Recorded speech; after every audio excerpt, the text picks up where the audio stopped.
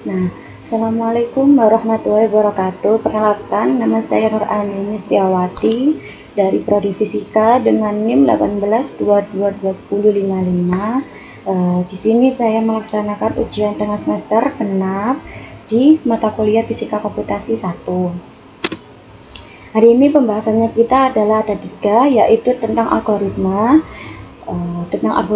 macam-macam algoritma, mekanisme, ada tata caranya, gitulah ya.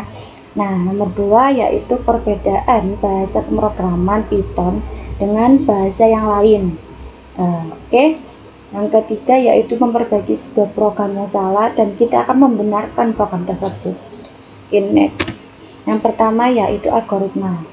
Nah, algoritma sorting adalah algoritma yang digunakan mengurutkan elemen-elemen data dalam suatu urutan tertentu. Misalnya, dari terkecil yang terbesar, atau sebaliknya dari yang terbesar ke yang terkecil. Nah, ini ada beberapa algoritma sorting yang umum digunakan. Ada 6 nih, yaitu 1. Waber sort. Waber sort ini membandingkan dua elemen advances dan menukar posisi jika diperlukan sehingga elemen terbesar bergerak ke posisi paling kanan. Yang kedua yaitu ada selection sort. Nah, selection sort ini memiliki elemen terkecil dari sisa data dan menukarnya dengan elemen pertama yaitu di waber sort tadi. Nah, yang ketiga yaitu ada insertion sort. Ini membagi data menjadi dua bagian, yaitu satu di bagian terurut dan satu di bagian yang belum terurut.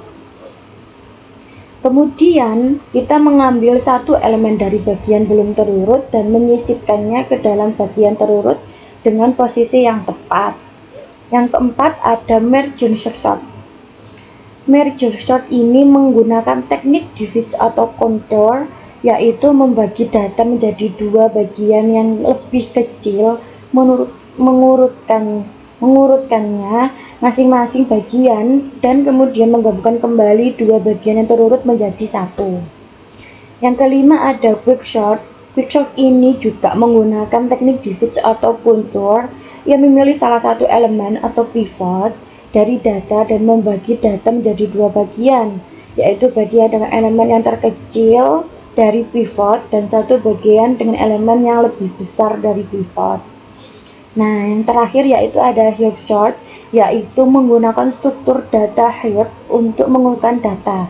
Data bisa diubah menjadi binary heap, kemudian elemen terbesar dihapus secara berulang dan ditempatkan di akhir array. Oke, next. Nah, ada nih beberapa mekanisme sorting nih yang harus diperuntukkan untuk menyusun data kan. Nah, ini adalah mekanisme sorting merujuk pada cara atau teknik yang digunakan dalam suatu algoritma sorting untuk mengurutkan elemen-elemen data. Ada beberapa sorting yang umum digunakan, ada 4, yaitu 1. Perbandingan atau comparison. Nah, algoritma sorting seperti waber sort, selection sort, insert sort, merging sort, quicksort, dan banyak lagi menggunakan mekanisme pembandingan, yaitu karena elemen-elemen data dibandingkan satu sama lain dan ditukar jika diperlukan untuk mencapai urutan yang benar. Yang kedua adalah perhitungan atau counting nih.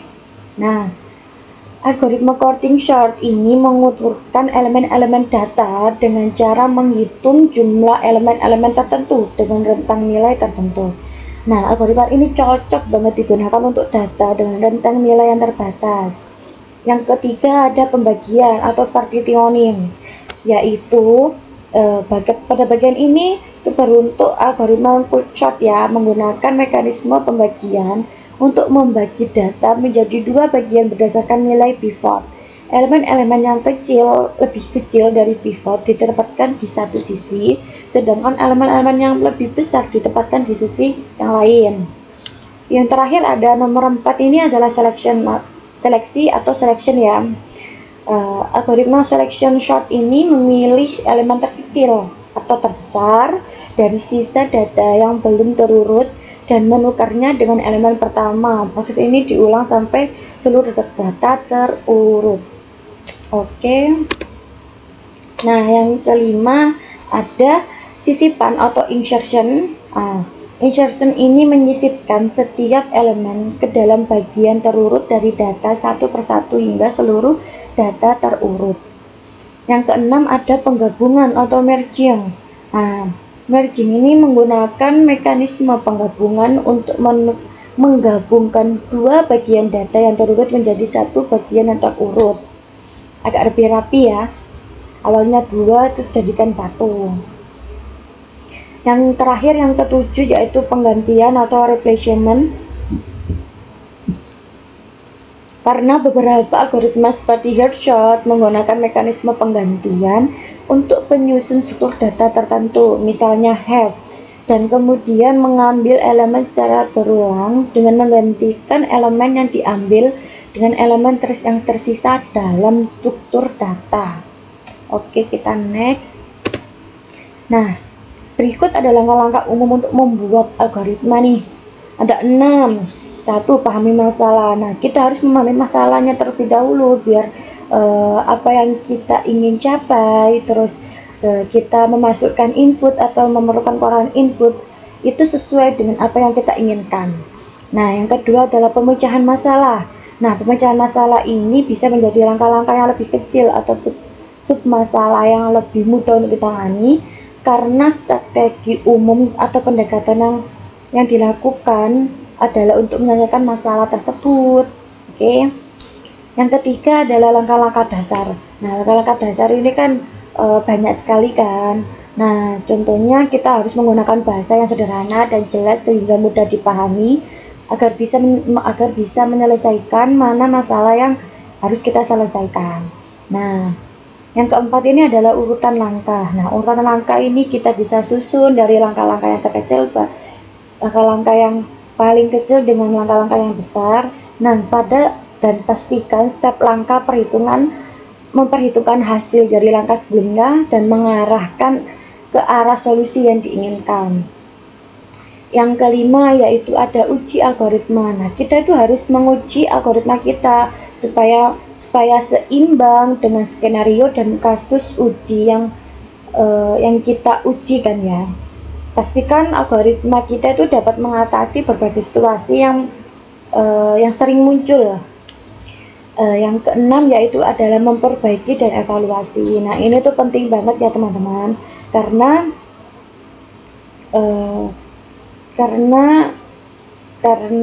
evaluasi dan identifikasi area yang perlu diperbaiki atau dioptimalkan lagi dengan cara perbaikan ya. Jadi kalau semisal kita kayak kurang yakin, terus kita cek kalau ada yang kayak kurang, ada yang butuh diperbaiki lah, itu kita tuh harus memperbaiki dan evaluasi supaya data-data kita itu menjadi relevan atau menjadi yang apa yang kita inginkan itu bisa tercapai gitu ya teman-teman.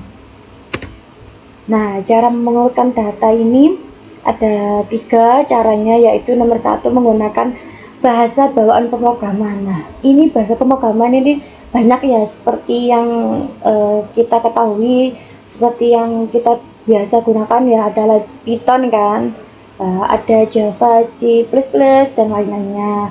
Nah, ini fungsinya itu untuk menggunakan angka. Contohnya itu dalam Python kita bisa menggunakan fungsi sorted atau sort untuk mengurutkan list atau arrange angka. Oke.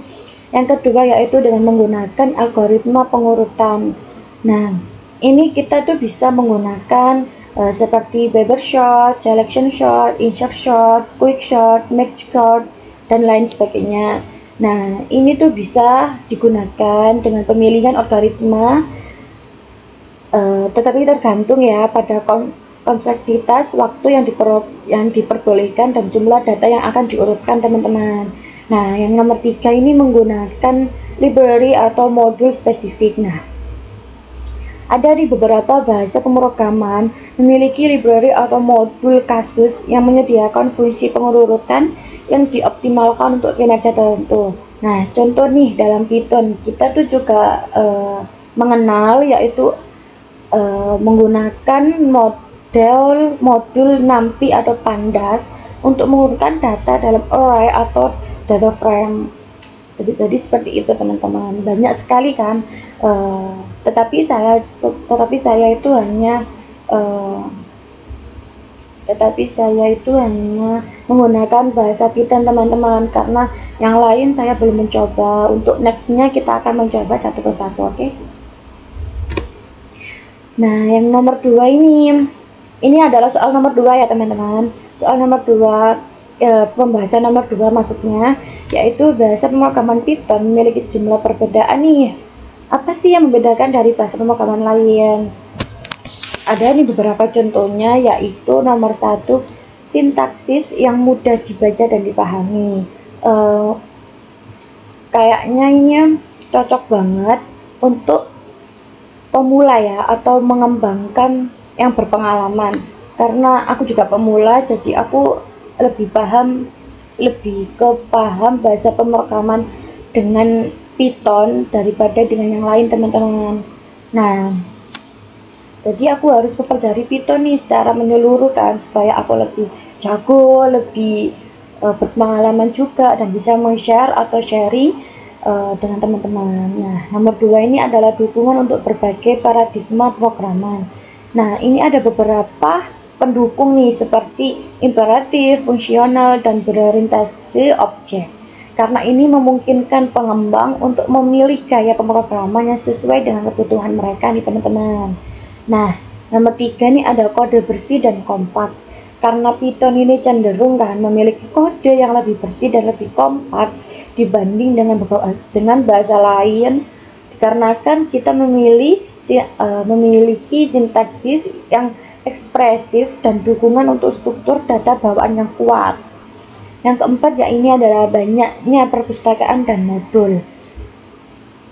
Kita bisa memiliki eksotis yang kaya dengan berbagai perpustakaan dan modul yang digunakan ya kan, seperti pengembangan web, ilmu data, kecerdasan buatan, pemrosesan bahasa alami, dan lain-lain nih.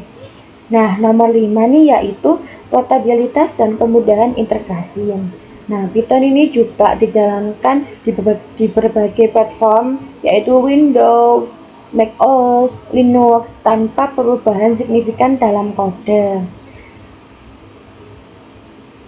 Yang keenam yaitu komunitas yang aktif.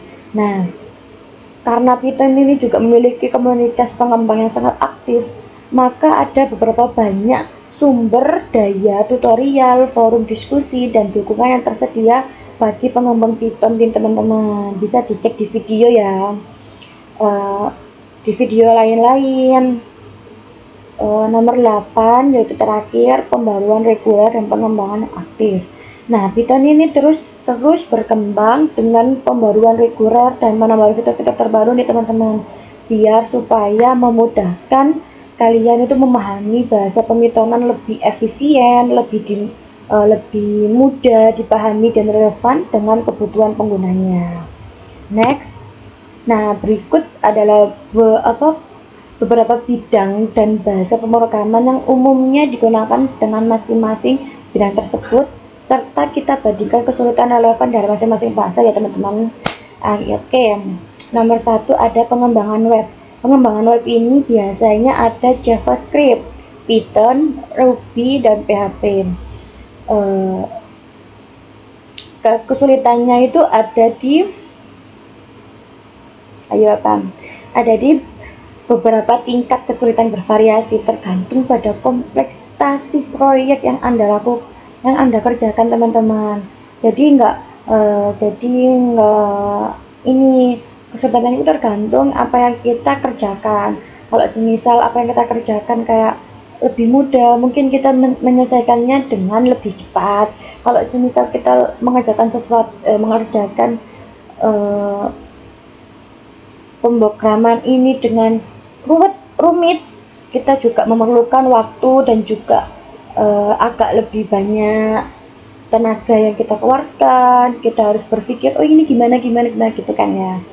Nah, kalau semisal JavaScript ini mungkin lebih sedikit rumit karena asinkronitas dan berbagai paradigma pemrograman. Nah, mungkin menurut saya ya, Python atau JavaScript ini lebih baik ke Python teman-teman, karena Python itu lebih mudah dipahami, lebih bisa lebih relevan ya menurut saya ya daripada JavaScript. Soalnya JavaScript ini lebih ke detailnya, lebih rumit, karena ini lebih ke lebih ke asinkronitas dan paradigma pemrogramannya itu lebih sulit ketimbang Python. Sedangkan PHP ini sering dianggap lebih mudah karena mudah dipahami kan ya, namun dapat menghasilkan kode yang kurang terstruktur. Makanya jarang orang yang menggunakan PHP, kebanyakan Python atau JavaScript ya teman-teman. Yang kedua yaitu ilmu data dan kecerdasan buatan. Ini tuh bisa ke Python ya, Python ini dengan Pandas, NumPy dan lain-lain kan. Karena kesulitannya ini tuh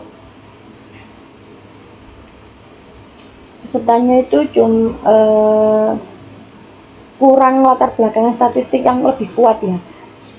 Kalau semisal latar belakang statistika yang kuat itu harus bisa dipelajari lebih dalam lagi ya, karena ada beberapa kurva ini tuh juga lebih curam.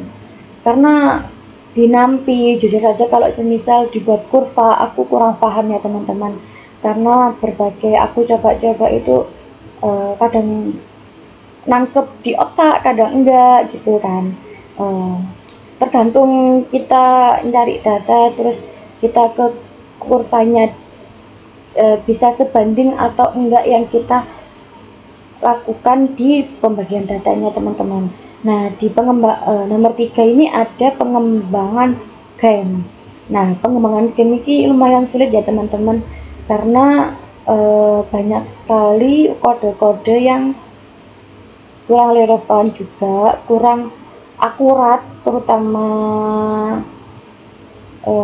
kurang signifikan juga sih, karena tingkat kesulitannya ini paling sulit karena pengelolaan memori manual yang rumit dan kompleksitas sintaksisnya itu kurang yaitu kurang relatif banget lah ya. Jarang banget orang menggunakan pengembangan game ini ya teman-teman.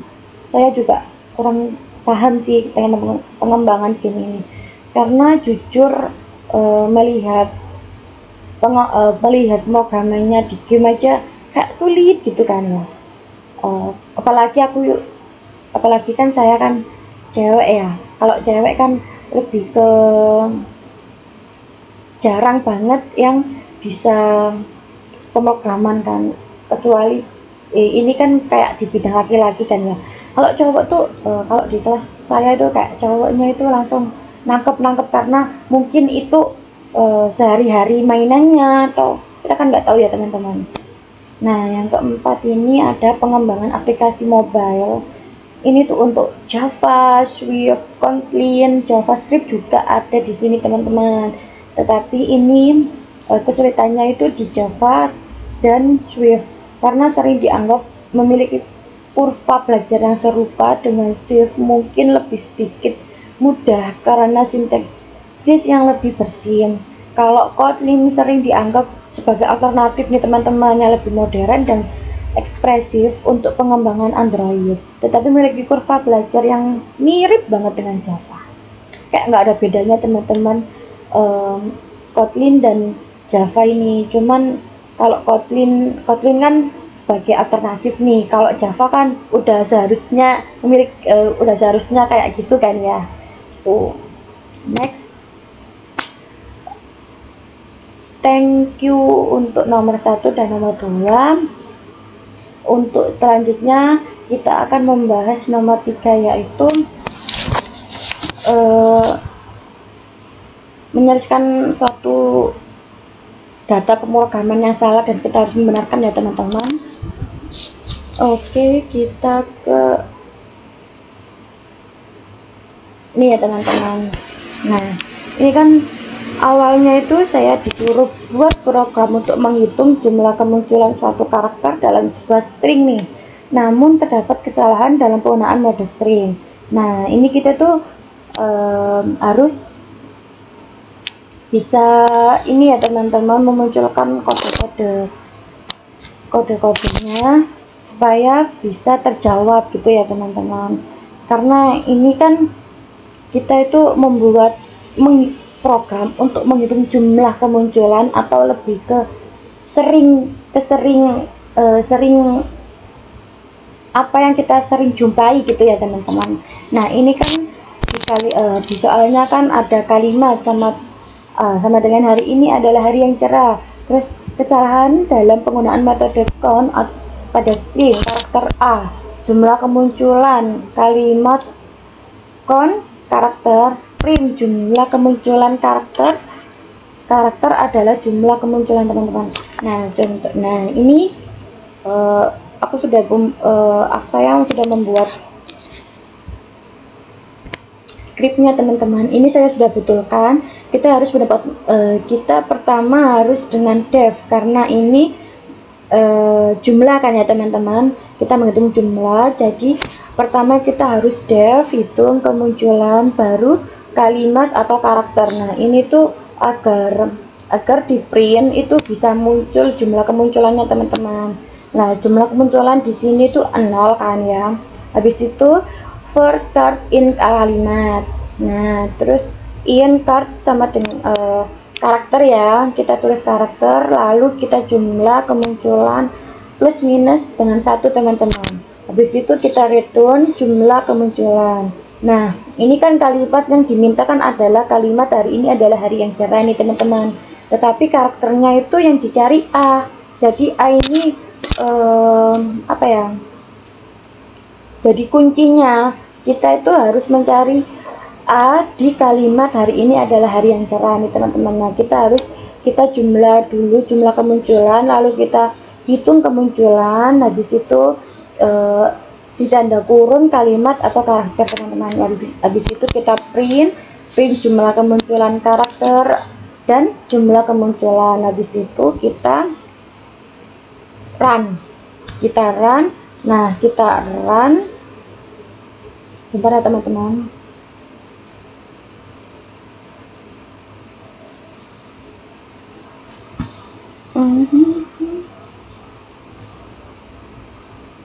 Nah, kalau sudah centang ini berarti udah benar teman-teman.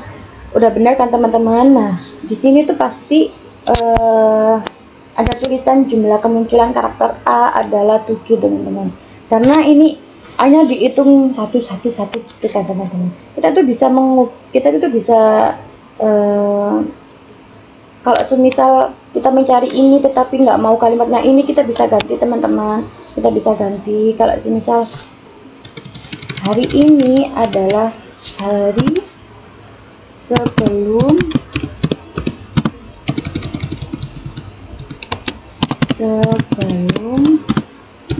lebaran gitu ya.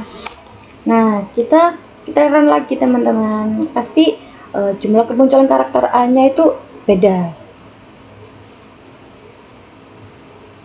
Oh, maaf teman-teman, ini sama ya, 1 2 3 4 5 6 7. Oke, kita cari yang ini ya, agak banyakan ya. Hari ini adalah hari sebelum lebaran. Hari ini sekarang hari apa ya teman-teman? Hari ini hari Sabtu yang cerah itu ya teman-teman.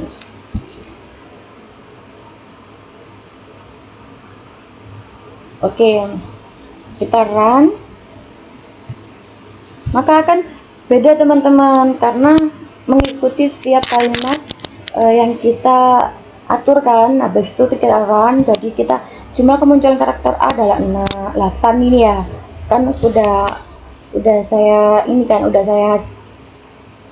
saya gantikan tadi ya teman-teman. Nah, kita kembali ke yang lain, yang tadi ya. Hari ini adalah hari yang cerah. Nah, ini bisa kita run lagi. Nah, jadi seperti itu teman-teman. Oke. Oke, karena itu udah cukup ya teman-teman. Saya udah bahas 1, 2, 3. Saya pamit undur diri. Semoga bermanfaat, semoga bisa memahami apa yang saya review, apa yang saya ucapkan tadi. Semoga bermanfaat ya teman-teman. Assalamualaikum warahmatullahi wabarakatuh. See you.